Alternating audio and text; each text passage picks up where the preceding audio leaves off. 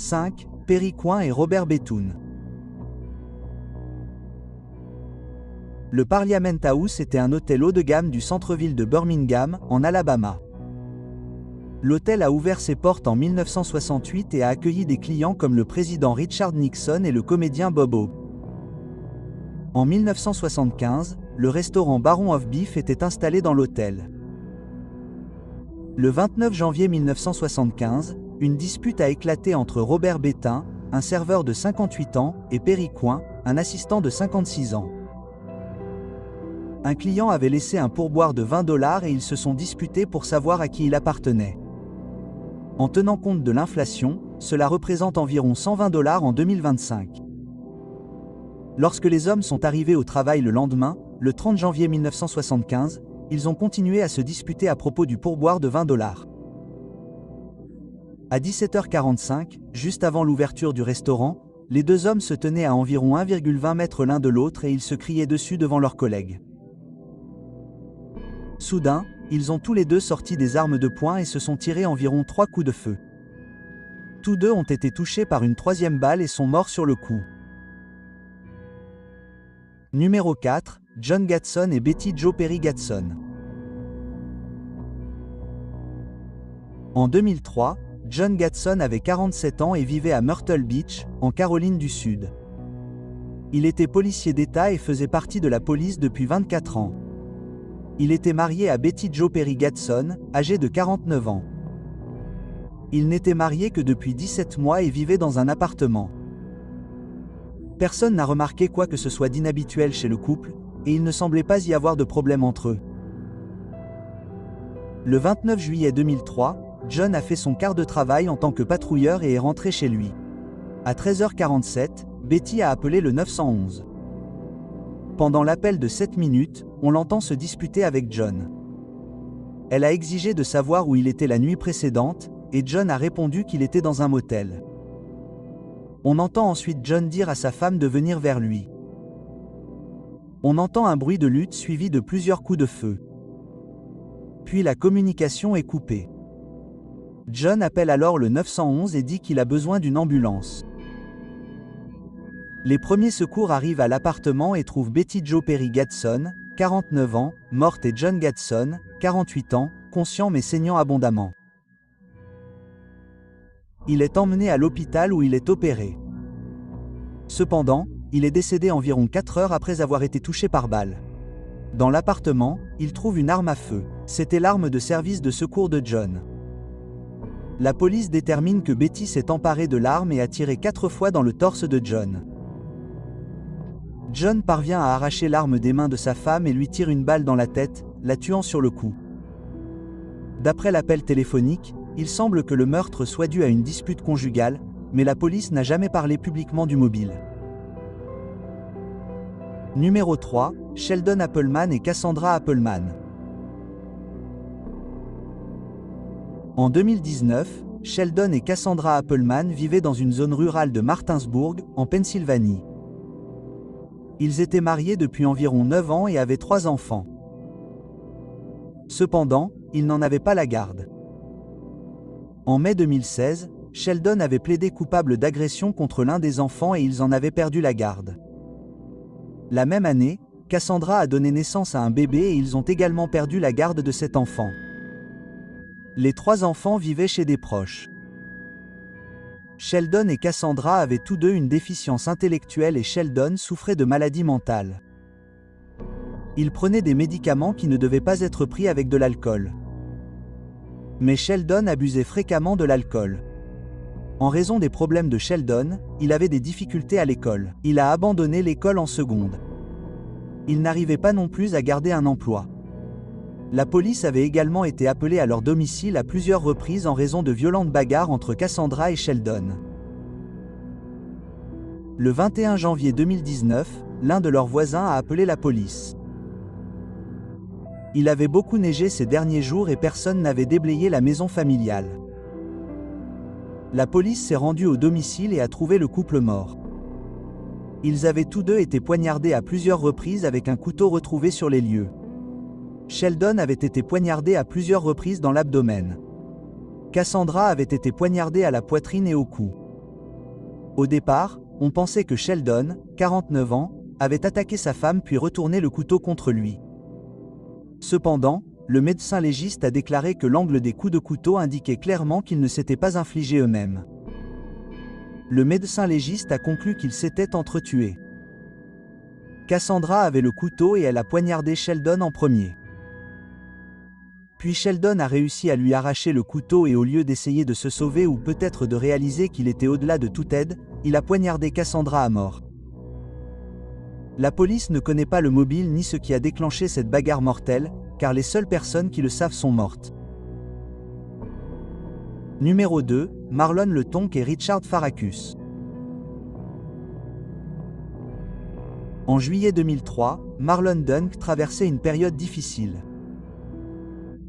Marlon et sa femme Marlene Dunk étaient séparés et elle vivait avec un autre homme. Marlon avait rencontré Marlene par le biais d'une petite annonce 12 ans plus tôt, en 1991. Marlon avait 8 ans de plus qu'elle. Ils se sont mariés un mois après leur rencontre. C'était le deuxième mariage de Marlon et le troisième de Marlène. À l'époque, Marlène était secrétaire juridique et Marlon était retraité. Marlon avait travaillé pour le Bureau des approvisionnements et des services fédéraux de la General Service Administration. Les gens de son ancien lieu de travail se souvenaient de lui parce qu'il tenait tête à ses supérieurs lorsqu'il voulait qu'il embauche des personnes en raison de leur affiliation politique. Marlon était catégorique, il devait embaucher la personne la plus qualifiée pour le poste. Marlon et Marlène s'installèrent à Smith Mountain Lake, dans le Maryland. Après leur mariage, les amis et la famille de Marlon remarquèrent un changement chez lui. Marlon ne laissait notamment pas ses petits-enfants lui rendre visite. C'était soi-disant parce que Marlene était jalouse. Marlon s'éloignait également de ses amis. Marlène aimait dépenser de l'argent et Marlon, retraité, avait un revenu fixe. Début 2003, Marlon s'est rendu compte qu'il était presque à court d'argent. En avril 2003, sa mère est décédée. Alors que Marlon était dans le Michigan pour les funérailles, Marilyn lui a écrit une lettre disant qu'après 12 ans de mariage, elle le quittait. Elle a ensuite commencé à fréquenter Richard Farracus, 64 ans. Richard était psychiatre, mais il a pris sa retraite après avoir travaillé pendant 30 ans dans les écoles publiques de l'État de New York. Cependant, Marlène n'est pas restée avec Richard et, pendant plusieurs mois, elle a fait des allers-retours entre les deux hommes. Marlène était avec Marlon, bien qu'il n'en ait pas les moyens. Il dépensait de l'argent pour elle. Par exemple, il lui a acheté des bijoux. Mais à la mi-juillet, Marlène vivait avec Richard Farracus chez lui. Le 12 juillet 2003, à 2 h du matin, ils étaient au lit. Marlon, 64 ans, en tenue de camouflage, est entré chez eux. Il était armé d'un pistolet semi-mécanique de calibre 45. Richard Farracus, 62 ans, a entendu Marlon et a dit à Marlène d'aller chercher son arme. Elle lui a tendu son revolver Magnum 357. Ce que Marlon ignorait peut-être, c'est que Richard était un tireur d'élite qualifié et un instructeur d'armes à feu certifié. Richard a rencontré Marlon dans le couloir. On ne sait pas qui a tiré en premier, mais Marlon a tiré 3 fois sur son rival amoureux. Une fois dans le bras, une fois dans la jambe et une fois dans l'abdomen. Pendant ce temps, Richard a tiré 2 coups de feu sur Marlon, un dans l'abdomen et un autre dans la tête. Marlon est décédé sur le coup. Richard a été transporté à l'hôpital. Il a survécu encore 3 jours avant de succomber à ses blessures. Marlène n'a pas été blessée lors de la fusillade. Numéro 1, Wallace Weekly. Bay Manette est une petite ville située à environ 50 km au nord-est de Mobile, en Alabama. En 2007, elle abritait Wallace Weekly, âgé de 70 ans, qui a vécu la majeure partie de sa vie dans la même rue. Lorsqu'il était jeune, il a servi dans la marine. Par la suite, il a travaillé comme électricien pour l'entreprise agrochimique et de biotechnologie agricole Monsanto. En 2007, il était à la retraite depuis plusieurs années. Weekly vivait seul sur plusieurs hectares de terrain. Il n'interagissait pas beaucoup avec ses voisins. Ce qu'ils savaient de lui, c'est qu'il avait un tempérament colérique. Il était grincheux, aimait boire et possédait beaucoup d'armes à feu. Ce qu'ils ignoraient peut-être, c'est qu'il était suspecté de meurtre. En août 2000, Weekly avait un colocataire, Len Matthews, 53 ans. Matthews avait été agent de police pour le comté de Mobile, en Alabama. Un agent de police est un poste élu, et Matthews était chargé de faire des choses comme remettre des assignations à comparaître et d'autres documents juridiques. Il a occupé ce poste pendant 8 ans, mais il a démissionné après avoir été arrêté alors qu'il conduisait en état d'ivresse. En 2000, Matthews travaillait comme huissier de justice et dirigeait également une entreprise de nettoyage automobile.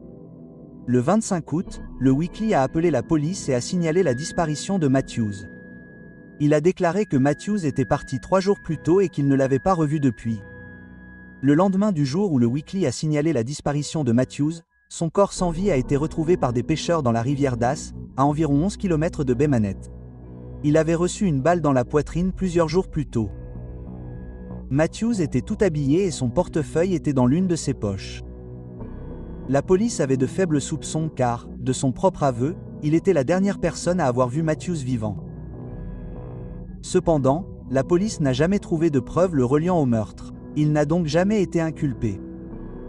Il est resté le seul suspect. Le 20 mars 2007, la sœur de Walls Weekly s'est rendue chez lui et a fait une découverte troublante. Elle a trouvé le cadavre de son frère de 7 ans dans le couloir de sa maison. À environ 4,5 mètres de là se trouvait le cadavre d'un autre homme. Elle a appelé la police. La police a identifié l'autre homme comme étant John Deremy, 51 ans. C'était un plombier qui s'était séparé de sa femme. Récemment, il avait été colocataire de Weekly de manière intermittente. La police a déterminé que depuis plusieurs jours, les deux colocataires se disputaient. 2 jours avant que les affaires ne soient retrouvées, Dramy s'est rendu à la maison. Il rassemblait ses affaires et déménageait. C'est la flotte. Les 2 hommes se sont disputés. Puis, dans le couloir, Wallace Weekly, 7 ans, a tiré sur John Dramy, 51 ans, avec un pistolet de calibre 22. La balle a transpercé le poumon de Dramy et s'est logée dans sa colonne vertébrale. Drama portait presque toujours un couteau de chasse de 15 cm sur lui. Bien qu'il ait un trou dans le poumon et une balle dans la colonne vertébrale, il est arrivé jusqu'à Wallace et l'a poignardé 10 fois dans le cou, la poitrine et l'estomac. Jamie s'est ensuite déplacé de 4,5 mètres dans le salon et a tenté de passer un appel téléphonique, probablement au 911. Il a réussi à décrocher le combiné, mais il n'a appelé personne avant de mourir. La police a conclu qu'il s'agissait d'un double meurtre et a classé l'affaire. Le meurtre de Len Matthews n'a toujours pas été élucidé, mais la police est convaincue que Wallace Weekly est le tueur. Merci beaucoup d'avoir regardé la vidéo d'aujourd'hui.